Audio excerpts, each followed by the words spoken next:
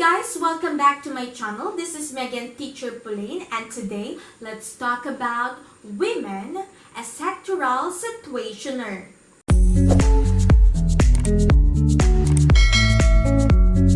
The Philippines is the only country in Asia to have closed the gender gap on both education and health, and is one of only 6 in the world to have done so.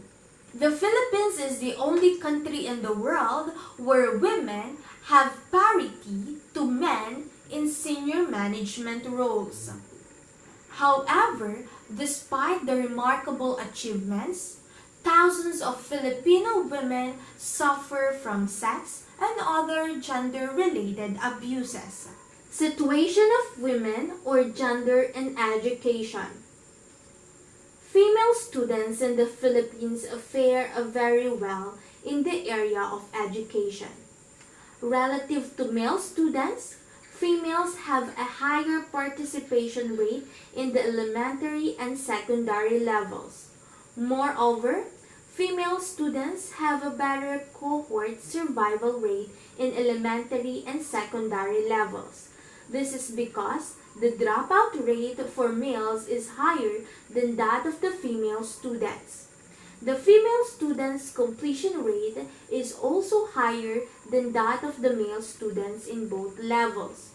Poor families tend to make boys work because they are considered to be more physically able than girls. Since boys generally perform poorer in school, it seems easier for parents to make them quit and get a job. Moreover, girls value education more than boys do because they no longer see themselves merely staying at home when they grow up. They expect to have careers. Boys tend to assume they would be able to work even without finishing school. Situation of women or gender in health. The Philippines has a number of women in especially difficult circumstances. These include women in armed conflict, women victims of domestic violence, women in prostitution, women in prison, and single women. In general, women are put in disadvantaged position due to the differences in gender roles. This limits their access to resources and their ability to provide and protect their health. Another health-related issue affecting women is the violence committed against them and their children.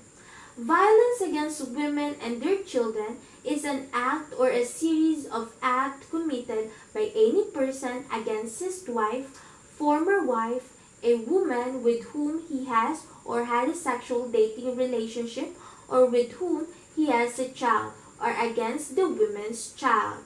This act may have been committed within or outside the family residence, resulting to physical violence, bodily or physical harm, sexual violence, psychological violence, and economic abuse.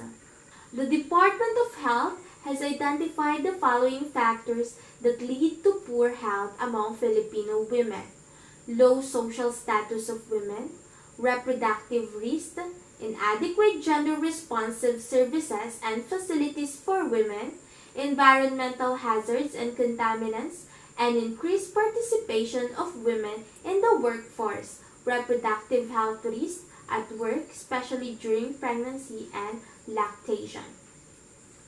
Situation of women or gender in agriculture, forestry, fisheries. The percent of distribution of female hired workers in agriculture is lower than that of the males. On the other hand, there are more unpaid female family workers than male family workers. Despite the important role played by women in Philippine agriculture, most of the land titles of land-owning households are in the name of their husbands. This may be explained by the patriarchal system in the Philippines, where men are traditionally believed to be the main breadwinners while women are responsible for childbearing. In the Philippines, women are still strongly tied to their traditional roles as mother, wife, and housekeeper. There are more men than women employed in forest-based industries as well as in the fisheries sector. Women are engaged in almost all areas of rice production. Besides the actual rice production, women are also primarily tasked to prepare food to be brought to the field during mealtime. Women's scope of influence extends beyond household maintenance. It also includes decisions relating to budget allocation to farm, input, expenses, and productive activities. Most of the women are directly involved in capital procurement. Situation of women or gender in economic activities. While women's labor force participation rate is close to 50%, the rate is still lower than that of men. Filipino women are prevented from entering the labor force because of the gender role stereotyping, particularly in relation to reproductive responsibilities. Women have slightly higher unemployment rate than men, except in 2005 and 2006. Compared with its neighbors in the region, the Philippines has the highest percentage of female professionals and technical workers. The Philippines is the only country where women have parity to men in senior management roles. The lack of employment in the country has led millions of women to live and work abroad as overseas Filipino workers. From 1998 to 2006, women outnumbered men in terms of newly hired OFWs. Women OFWs outnumber men as professionals, clerks, service and sales workers, laborers, and unskilled workers. Working overseas has brought a lot of difference in the lives of Filipino women. For instance, those working as domestic workers are now getting remuneration for domestic work which they have been doing in their own homes but were not credited for any economic value. The women's ability to contribute financially to their families has not only empowered them but also gave them a greater sense of self-worth. Situation of women or gender in political and public life. As early as 1937, Filipino women were already allowed to vote and stand for election. Further, as early as 1941, a woman has already been elected into parliament, the first in the region. The Philippines takes pride in having numerous Filipino women who played significant roles in the United Nations to advance women's global agenda. As early as 1964, Filipino women already occupied high position in the UN Commission on the Status of Women. They have also sat as Commission on the Elimination of All Forms of Discrimination Against Women, CEDAW, committee chair and experts. There are more female employees than males in the Philippine government bureaucracy. Filipino men dominate as decision makers and managers while women are predominant professional in government. The Philippines has produced 2 women presidents. While the incumbent president is a woman, the percentage of elective positions occupied by women is less than a fifth of the total number of positions. According to the World Economic Forum's Global Gender Gap Report of 2007, the Philippines ranked 14th out of 128 countries in terms of political empowerment. In the judiciary branch of government, most of the judges are males. Situation of women in Mindanao. According to the Mindanao Commission on Women, urgent attention should be given to Mindanao women in the areas of economic opportunities, reproductive health, political participation, education, and even basic services such as water and power. The Moro and Lumad women are the poorest and most disadvantaged among the Mindanao population. They are not only victims of the long-running conflict in Mindanao, but resilient survivors as well. Moro and Lumad women are considered as minorities within minorities.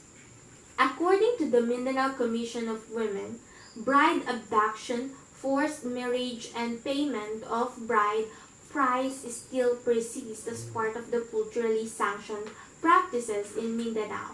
Further, other forms of sexual violence like incest rape, sexual harassment, wife battery, and abuse in intimate relationships are still common in the everyday lives of many women in Mindanao, especially those in the remote areas. As in the whole Philippines, females attained higher basic and functional literacy rates compared to that of men in all regions in Mindanao, with the exceptions of the women in Mindanao. With regard to health services, women in Mindanao had the least number of deliveries which occurred in a health facility.